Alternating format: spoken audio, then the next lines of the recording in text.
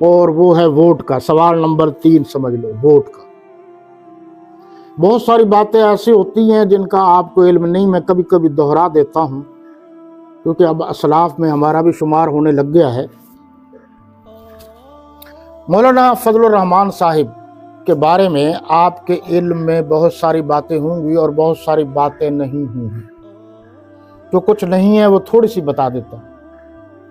آپ کے علم میں ہونا چاہیے مولانا اعظم طارق شہید رحمۃ اللہ تعالی علیہ نے جب ہڑتال کی تھی، بھوک ہڑتال کی تھی جیل میں، بڑی لمبی ہو گئی تھی، ان کا معدہ سکڑ گیا تھا، خطرہ لاحق ہو گیا تھا جان کا، سپریڈنٹ جیل اور دوست احباب پریشان تھے، اور مولانا بھوک ہڑتال ختم نہیں کر رہے تھے۔ آپ کو تو یاد ہوگا اگر حافظہ ہے تو آپ کا، یہ مولانا فضل الرحمان صاحب کی منت سماجت کر کے لے جایا گیا۔ مولانا فضل الرحمان صاحب نے ان کو سمجھایا، کہا وہ بڑے ہیں، تو پھر مولانا فضل الرحمان کی کوششوں سے مولانا اعظم طارق صاحب نے بھوک ہڑتال ختم کی۔ یاد بھی رکھا کرو۔ نمبر 2، جب جنگ کے رافضیوں نے، سبائیوں نے، تبرائیوں نے، کھٹملوں نے، بے نسبوں نے امیر عظیمت مولانا حق نواز جھنگوی شہید رحمۃ اللہ علیہ پر ناجائز قتل کا مقدمہ درج کروایا تھا،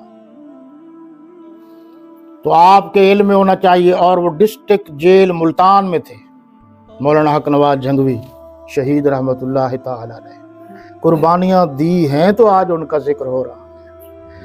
پتہ چلتا ہے نالیوں اور محلے کی گلیاں بنوانے سے نام زندہ نہیں رہتا، قربانی اور کردار بنانے سے نام زندہ رہتا ہے۔ مولانا فضل الرحمان صاحب نے دونوں فریقوں کو بلایا تھا ٹیبل پر۔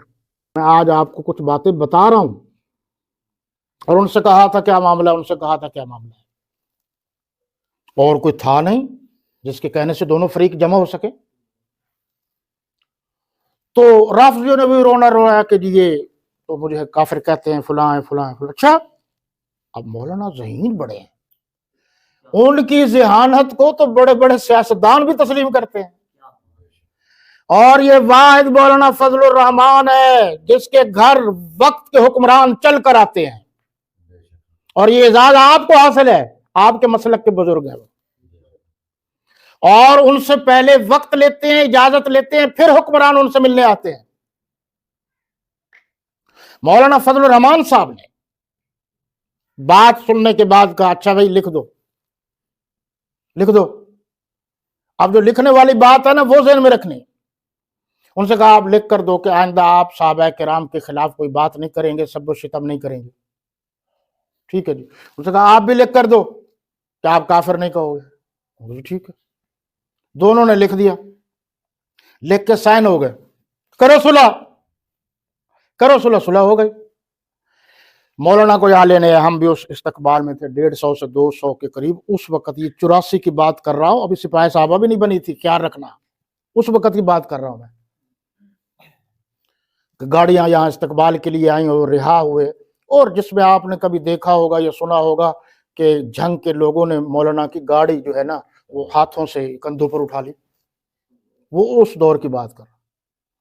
سارے ساتھیوں نے کہا یہ لکھ کر دیا، یہ لکھ کر دیا، لکھ۔ مولانا حق نواز جھنگوی صاحب بھی بڑے ذہین تھے، وہ عدالت کے سامنے بعض اوقات اپنا مقدمہ خود لڑتے تھے اجازت سے، ہاں یہ بھی آپ کے علم میں ہو، ذہین ترین آدمی تھے وہ بھی۔ تو کہا کہ کمال کرتے ہو جی آپ، انہوں نے تو لکھ کر دے دیا ہے، کافر نہیں کہیں گے۔ مولانا فضل الرحمان صاحب نے کہا تم ابھی جاؤ، بندہ ہم نے چھڑوانا ہے، تمہیں کیا پتا۔ اور اس وقت مولانا حق نواز جھنگوی شہید کہتے تھے سپاہی صحابہ کو جمعیت علماء اسلام بعد میں کہا ونگ سمجھا جائے، اور آپ کو پتہ ہونا چاہیے جمعیت علماء اسلام پنجاب کے امیر بھی رہے ہیں مولانا حق نواز جھنگوی صاحب، تو مولانا حق نواز بھی حق نواز تھا۔ تو جمعرات کی بات تھی، رہا ہو کر آئے تو ساتھیوں نے کہا یہ بات ہے، انہوں نے کہا کوئی مسئلہ نہیں۔ صبح جمعہ تھا، جمعہ پڑھایا، جمعے کے دوران آخر میں کہا کہ کمال کر دیا بھائی، میں اپنے معاہدے پر قائم ہوں، لیکن جب میں نے صبح ان کی اذان سنی و خلیفۃ بلا فصل، تو تمام مسلمانوں کے نزدیک خلیفہ بلا فصل حضرت صدیق اکبر ہے رضی اللہ تعالی عنہ، اور انہوں نے کہا ہے حضرت علی رضی اللہ تعالی عنہ کو، تو جو حضرت علی المرتضیٰ کو پہلا خلیفہ مانتا ہے وہ قرآن کا بھی مخالف ہے، حدیث کا بھی مخالف ہے، اجماع صحابہ کا بھی مخالف ہے، اور اس قسم کے لوگ کل بھی کافر تھے، آج بھی کافر ہیں۔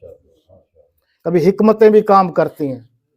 مجھ سے بہت سارے لوگ کہتے ہیں جی ٹھنڈی تقریر کرتا ہے، میں لفظوں میں اتنی سخت بات کرتا ہوں کہ سمجھنے کی ضرورت ہوتی ہے میں کہتا کیا ہوں، میرا اتنا وسیع تجربہ ہے، کسی سے میں 2 باتیں کر لوں تو مجھے پتہ چل جاتا ہے یہ کون ہے۔ تیسری بات، یہ 2 باتیں مولانا فضل الرحمان صاحب کے بارے میں حضرت مولانا حق نواز جھنگوی شہید رحمت اللہ تعالی علیہ کی بیوہ کا فرمان ہے کہ ہم پر سب کے احسانات ہیں اور بہت احسانات ہیں، لیکن جتنے احسانات ہم پر مولانا فضل الرحمان صاحب کے ہیں اتنے کسی کے نہیں ہیں۔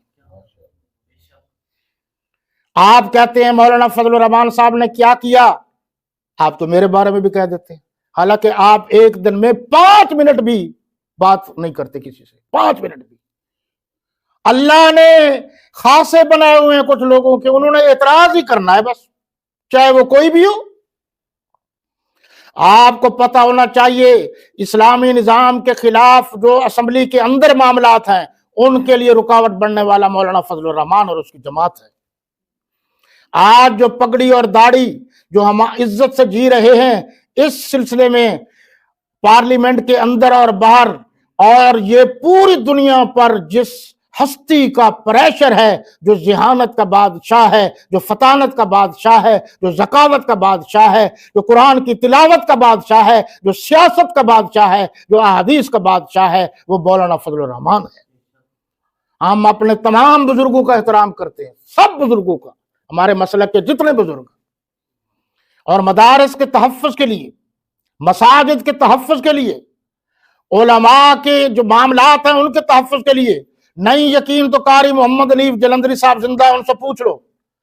اسمبلی کے اندر بات کرانے والا، مذاکرات کرانے والا، معاملات طے کرانے والا بسلسلہ مدارس عربیہ مولانا فضل الرحمان ہے۔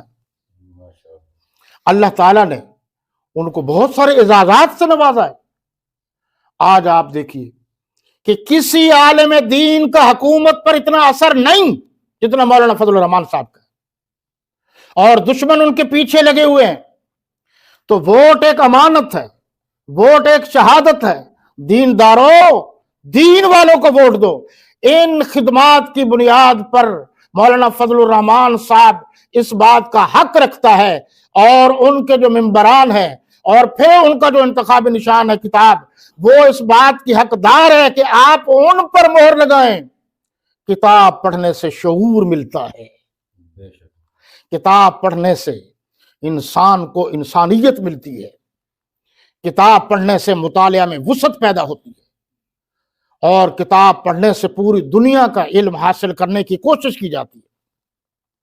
2 اور سادہ لفظوں میں، جو اسلام کا وفادار ہے، جو پاکستان کا وفادار ہے، اس کو ووٹ دو۔ اسلام کی تعریف آتی ہے، یہ بھی ذہن میں رکھنا، اور بھی بھول جاؤ تو ایمان مجمل اور ایمان مفصل، پھر آگے نہیں وہی بات کہ میری بات ہوتی ہے اشاروں میں۔ جو اسلام کا وفادار ہے، اسلام میں پہلے توحید، پھر ختم نبوت، پھر مقام صحابہ و اہل بیت، پھر بعد میں باقی، یہ تو آگے نا آپ کو۔ جو اسلام کا وفادار ہے، جو پاکستان کا وفادار ہے، اس کو ووٹ دو۔ جو اسلام کا غدار ہے، جو پاکستان کا غدار ہے، اس کو ووٹ نہ دو۔